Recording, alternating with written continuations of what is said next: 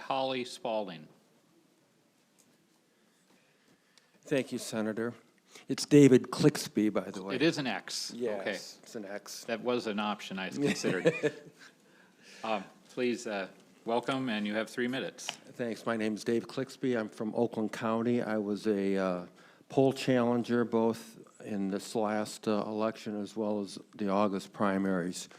I'm just here today to tell you what I saw and request that you do something about what I view as a somewhat fraudulent election.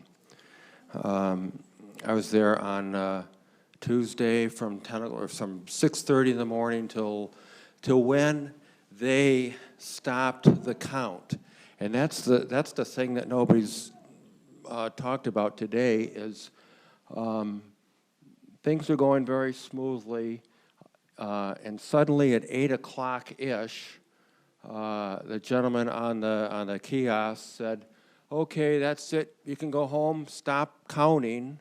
And they had a stack of ballots, a couple hundred. Things were very slow in the afternoon.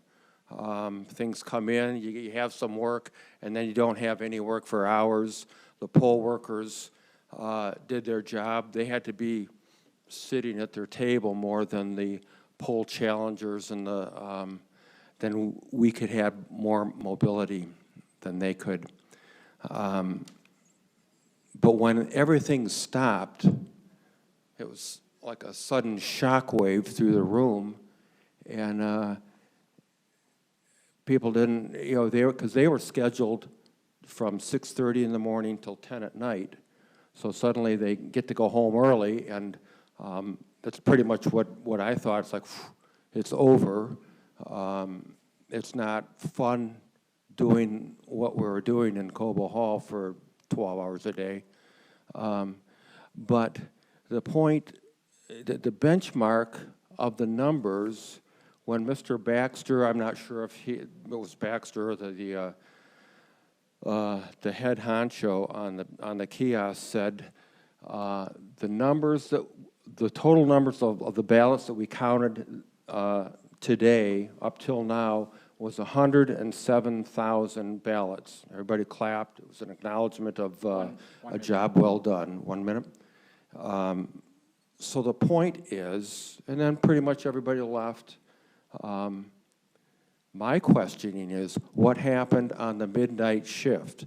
Because I came back in at 10:30 in the morning. I was called up and they wanted more help. And at 10:30 in the morning, when I walked into that room, it was like quiet. The dust had settled.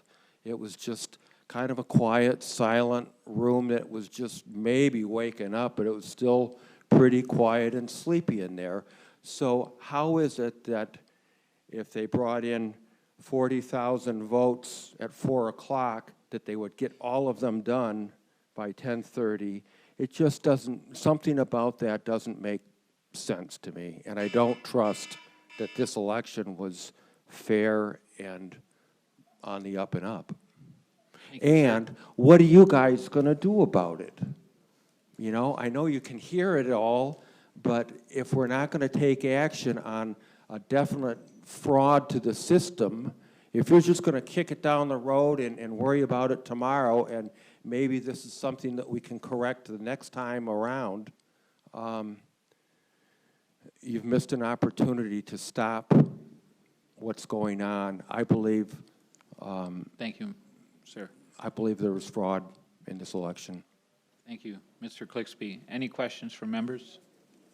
Senator Santana. Thank you, Chairman, and thank you for your testimony. I just got one question. Did you trust Sure. the election back in 2016 when Trump won and Hillary Clinton lost Detroit by 10,000 votes? What was it? Did I what the election? Did you trust the outcome of the election in 2016 when Hillary Clinton lost Detroit by 10,000 votes?